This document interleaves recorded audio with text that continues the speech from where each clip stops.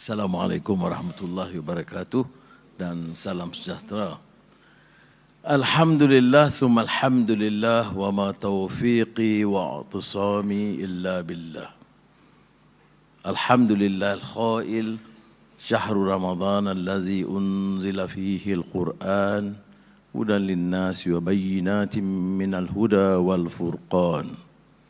Wa sallallahu ala sayyidina Muhammad wa ala alihi wa sahbihi ajma'in. Saudara saya TPM Datuk Seri Zahid, Saudara Aziz Zuki, TKSN, Timbalan Menteri dan rakan-rakan yang saya muliakan.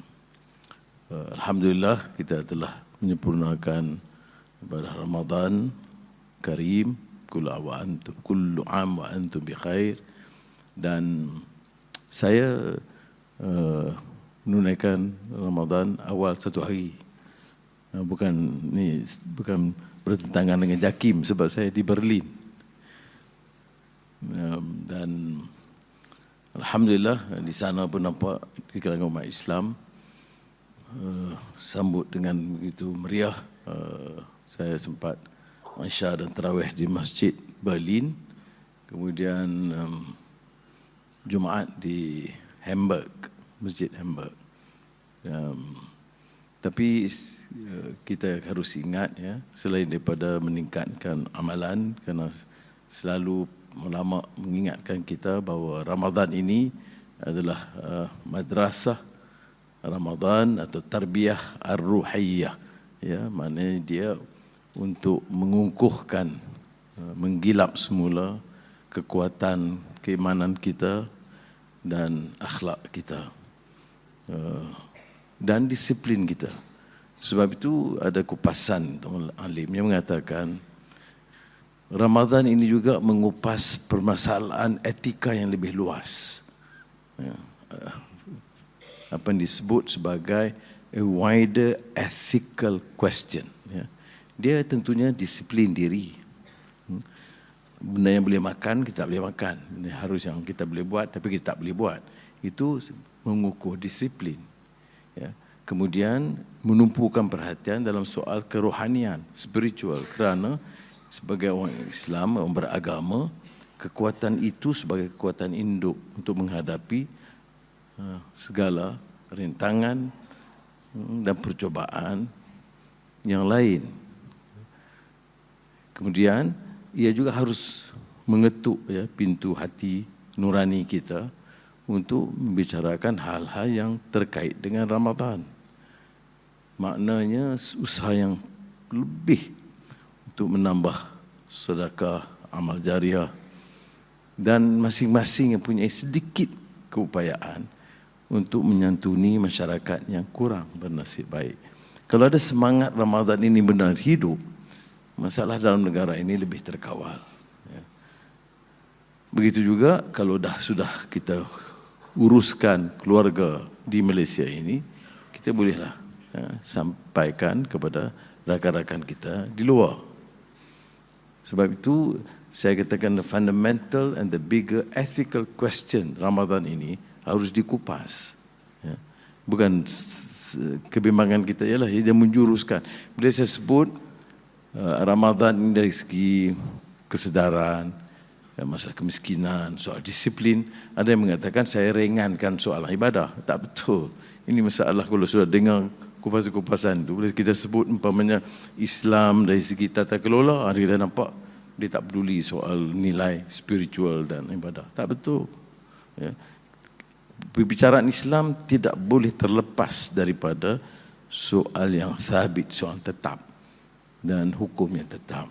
Lain termasuk soal-soal yang ibadah dalam bitak khusus.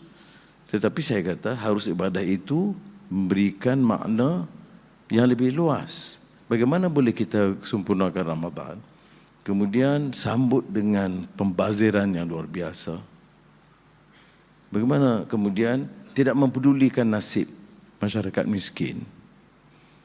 Bagaimana dalam Ramadan masih lagi kita teruskan amalan mengambil komisen dan rasuah? Jadi maknanya penghayatan yang tidak ada. Dan sebab itu selalu kita sebutkan dalam prinsip asas dakwah itu selalu Ya ayyuhallazina amanu istajibu lillahi walir rasul idza da'akum lima yuhyikum. Selalu saya diperingatkan dulu dalam awal-awal usrah dulu, ya, bahawa bukan saja menyampaikan tapi penghayatannya. Yang saya ingatnya hilang kita ni penghayatan. Sebab itu kuat Islam itu pada jeritannya, pada makihamunnya, tidak pada penghayatannya. Ini persoalan-persoalan dia kata soalan etika yang lebih besar. Persoalan moral dan etika dalam bahasa Inggeris itu lebih kukuh terangkum dalam istilah akhlak. Sebab itu dalam memahami, menyanjungi kepribadian Rasulullah itu ialah kerana akhlaknya. Wa innaka la'ala khuluqin azim. Baik. Jadi saya harap mudah-mudahan kita dapat mengamalkan Ramadan tahun ini dengan semangat yang dianjurkan dalam agama. Mengukuhkan rezeki madrasah ruhiyah, tapi madrasah Ramadan itu mengukuhkan juga semangat, kefahaman kita, disiplin kita dan tekad kita untuk memperbaiki. Kenapa guna masuk madrasah tetapi dia sama juga kedudukan dia macam tahun-tahun lalu. Masuk madrasah maksudnya disekolahkan semula. Masuk sekolah ada ujian. Tapi ujian kita tidak meningkat, iman tidak meningkat, akhlak tidak meningkat, kekuatan semangat tidak meningkat, disiplin tidak meningkat. Sebab itu ujian Ramadan itu harus menghasilkan peningkatan. Okey. Demikian mukadimah tazkirah Ramadan. Minta maaf, ustaz ramai, saya minta maaf kelemahan. Baik. Yang kedua ni ya saya lupa semalam menghadap santai dengan Yang Pertuan Agong, ya. Jadi malam ini ada majlis buka puasa kata dia. Menarik singgungan dia ni dalam perbincangan santai. Dia kata buka puasa patut minum air sikit, lepas tu kurma, kena solat maghrib dulu. Okey, saya kata kurma sebiji. Saya kata tuanku kalau batik 3 biji seorang kurang, ya. Dia tanya sebab, dia kata sebab pembaziran. Jadi santapan di istana itu kadang lumayan. Jadi hal-hal ini kadang-kadang mengingatkan kita bahawa dicermati supaya wang itu dimanfaatkan kepada orang yang memerlukan. Ya. Tapi saya kata satu kurma sikit sangatlah tuanku. Ya. Baik, sekadar ingat semalam.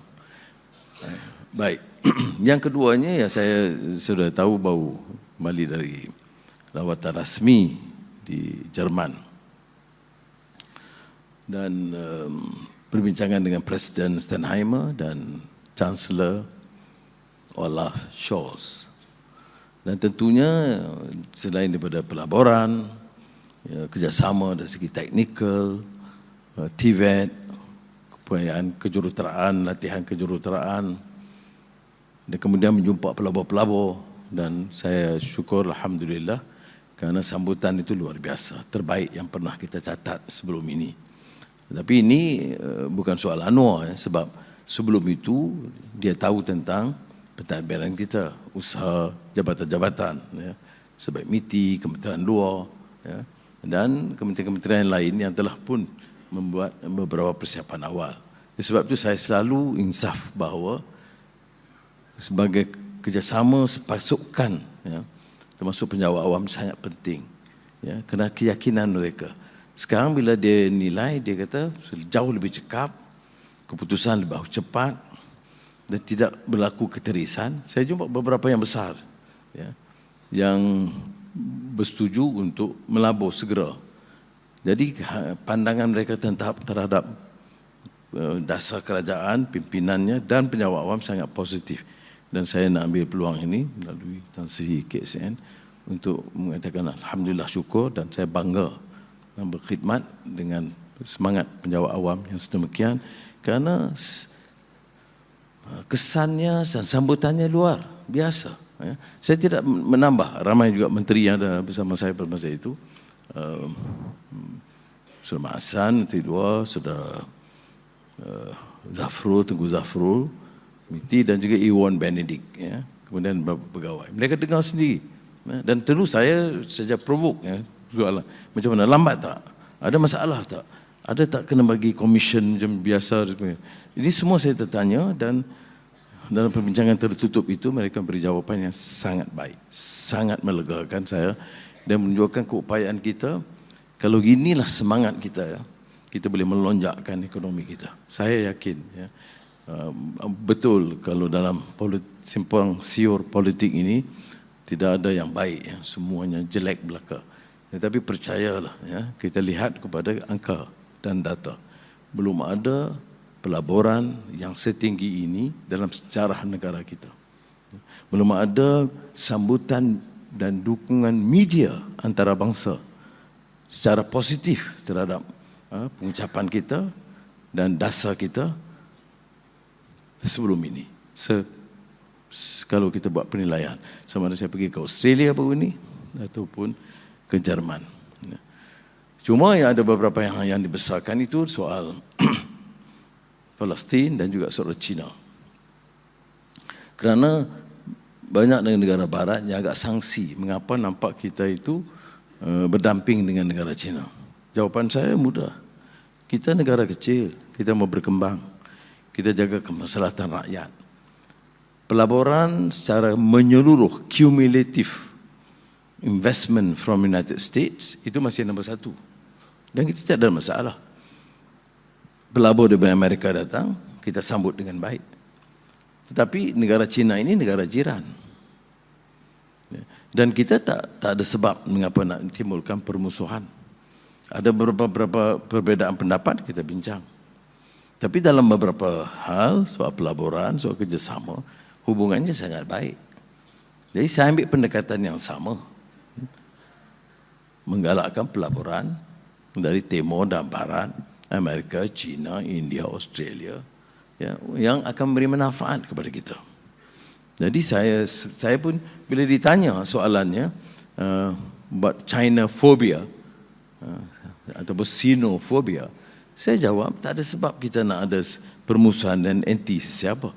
Malah dengan Amerika Syarikat sekalipun kita berbeza pendapat dengan Amerika Syarikat kerana sikap mereka dalam soal perang Israel, Palestin ataupun keganasan dan kezaliman Zionis Israel ke atas bumi Palestin, khususnya Gaza.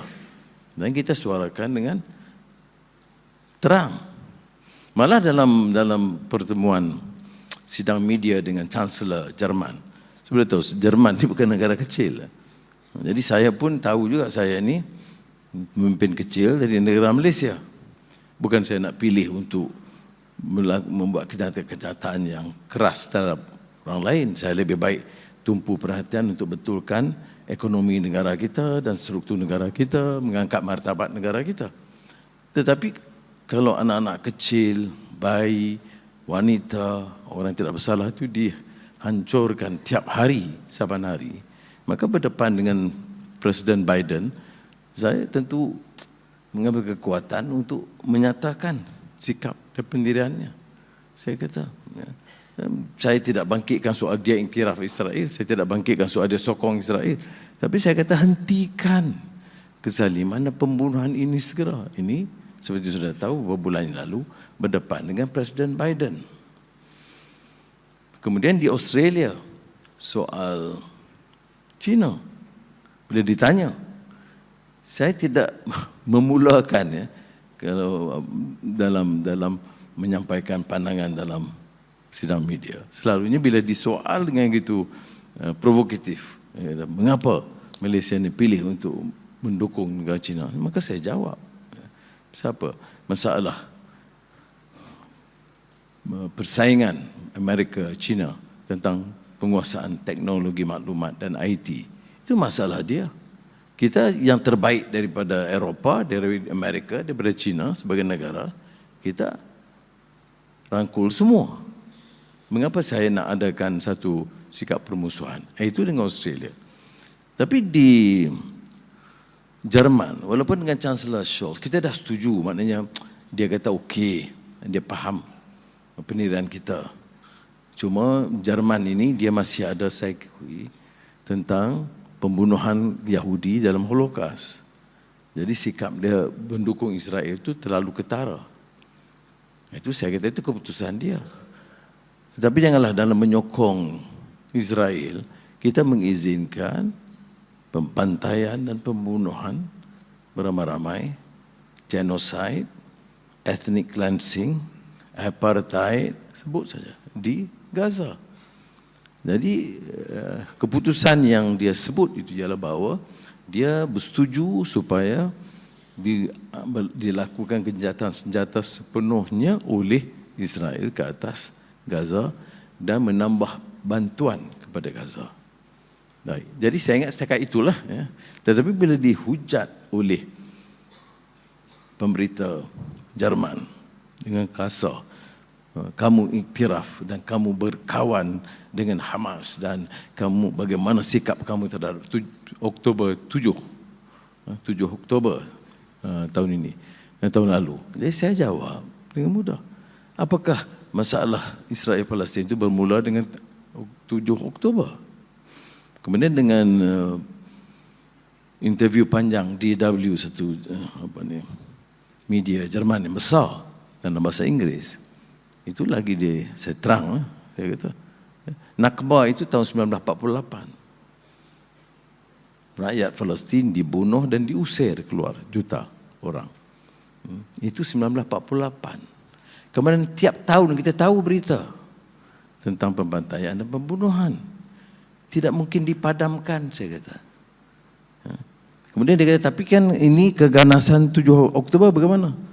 Saya kata dalam semua peperangan melawan penjajahan, Vietnam, Algeria, Indonesia, Afrika Selatan, pejuang membela atau menuntut kemerdekaan dan mengusir penjajahan tidak pernah disebut teroris.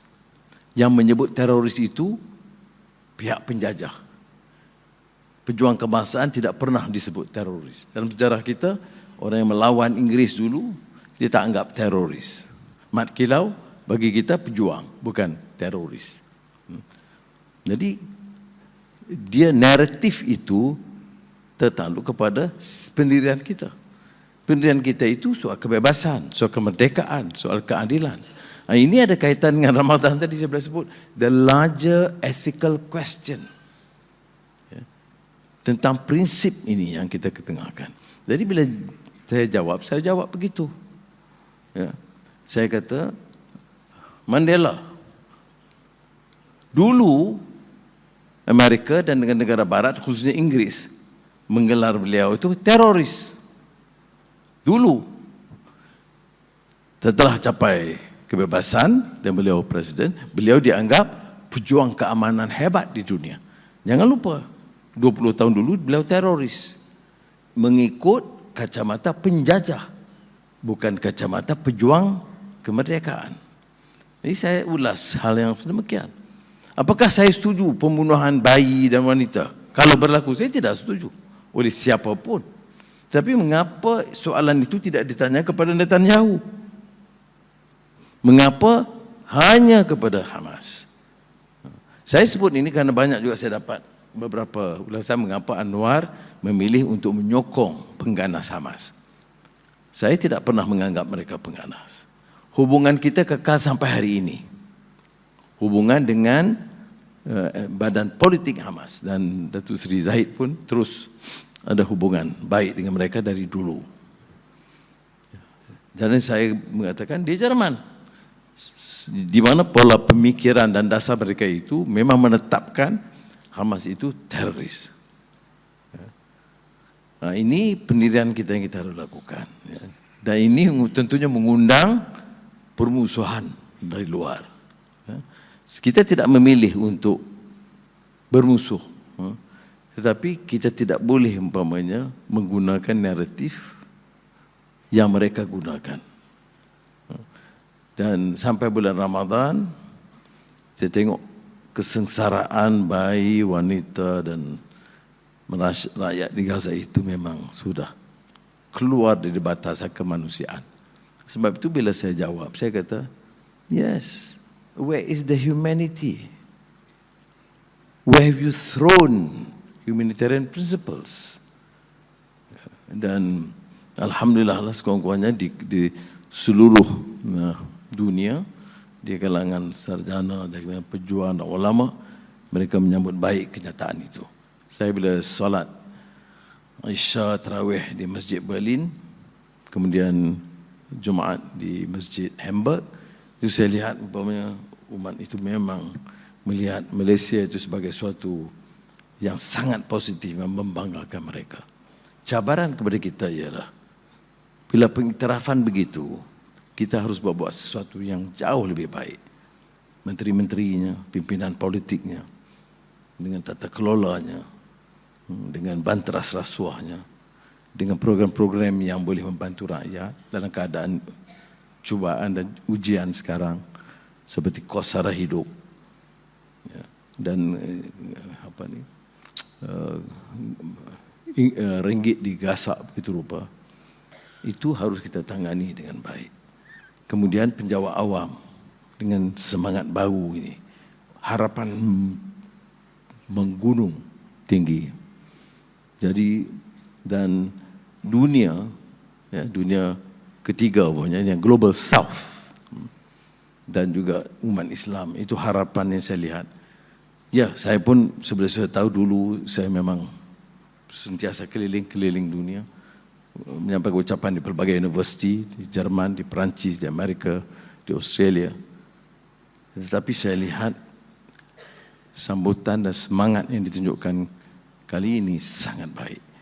Ya, sebab itu gunakanlah peluang ini, wacana yang lebih sihat dan segar. Ya. Dan saya kata ini yang tema tadi ialah the larger ethical question on governance, on justice, on correct policies. Ini saya ingat, sebab kalau saya bincang masalah ini kan, pelaburan bagaimana gini, tapi balik Malaysia punya bak kutih, buka kantin sekolah bulan Ramadan. Itu pula jadi itu hangat, seolah-olah itu hidup matinya kita, maruah kita. Sudah tahu. Inilah keadaan dia. So, jadi saya harap benarlah supaya masyarakat, terutama penjawat awam, bantu kita bersama, keluarga kita dan masa depan kita. Dan saya yakin insya-Allah kalau kita tegas dan terus kerja begini, kita boleh capai yang baik. Ya. Tentunya saya selaku Perdana Menteri dan Datuk Seri Zahid pun teruk juga kenal, itu dihujat pelbagai. Ya. Itu salah guna kuasa, guna wang banyak, pergi senang guna pesawat kerajaan, pergi cuti di luar negara dan dengan seronok saudara. Tak terjawab saya. Tapi percayalah, Jerman 5 hari itu, kedai pun saya tak pergi. Saya tak ada kerja lain selain daripada hotel ke mesyuarat. Ya. Ada waktu ruang, saya panggil sarjana seluruh Eropah, sarjana Islam dan ulama Islam untuk bincang soal isu Islamofobia. Tapi tak upaya kita menjawab. Ya. Dan kerana setengah yang menghujat itu, Tok Guru, dia pakai serban dan jubah. Dan hujatnya tidak benar sama sekali. Apakah sebagai Perdana Menteri saya tak boleh keluar negara? Saya terpaksa, saudara. Kita akan dapat dukungan sebegitu rupa kalau kita tak menyantuni. Apakah saya suka sangat keluar? Tak larat dah. Saya bukan lagi muda. Kalau dulu saya suka keluar negara. Sekarang saya tak suka. Saya lakukan ini kerana saya terpaksa lakukan untuk kebaikan negara kita. Saya bukan pergi satu hari mesyuarat, hari kedua main golf. Itu tradisi lama. Sudah pun tahu? Tak ada. Ada lapang selepas program, saya jalan-jalan laju sekejap. Itu ada. Kalau itu dia enggak salah, saya minta ampun, minta maaf. Ya. Tapi sebab itu saya nak ajar saudara. Ya. Kerana bagi saya, asas kekuatan kita penjawat awam. image prestasinya, walaupun adalah sikit sebanyak golongan yang kecil yang masih lagi jadi masalah, tapi image itu sangat positif. Bukan satu dua syarikat, ya, di negara China, di Australia, di Jerman, itu pandangan mereka, terutama yang dah lama sini, ada yang sudah lama, ya, macam Infineon dah puluh tahun, Baus berpuluh tahun, dan banyak syarikat. Dan mereka menyatakan kepada saya, dalam mutakhir ini, dia lihat ada satu disiplin baru. Ya, dan mereka puji sungguh dalam cara kita menyantuni dan menjawab permintaan dan meneruskan permintaan. Ya. Jadi saya harap kita tumpu ini. So saudara percayalah, bagi masa dalam beberapa tahun kita boleh angkat semula darjat martabat kita. Kita dah ketinggalan. Transformasi digital, transisi energi atau tenaga. Ini hal yang sangat mendesak untuk negara kita. Bincanglah juga soal ini. Sekali-sekali nak baca soal bab kutih bolehlah, tapi janganlah ambil masa panjang sangat. Mudah-mudahan Allah SWT memberikan kekuatan kepada kita. Wassalamualaikum warahmatullahi wabarakatuh.